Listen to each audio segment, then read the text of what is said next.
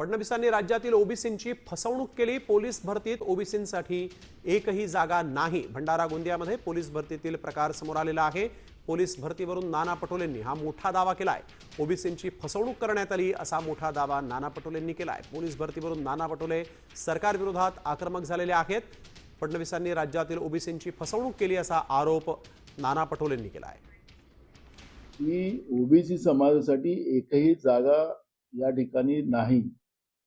याच्यामध्ये एसीबीसीच्या नावाने याच्यामध्ये ह्या सगळ्या जागा भरल्या जाणार आहेत।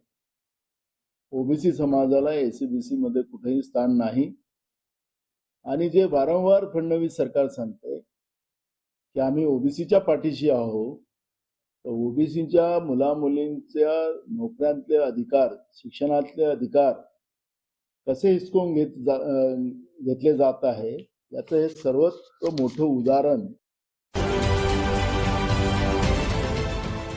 देश विदेशातील प्रत्येक घडामोडींचे लाईव्ह अपडेट मिळवण्यासाठी आता साम टीव्हीच्या सर्व सोशल मीडिया प्लॅटफॉर्मला लाईक, फॉलो आणि सबस्क्राईब करा। तसंच सर्व नोटिफिकेशनसाठी बेल आयकॉन प्रेस करायला विसरू नका।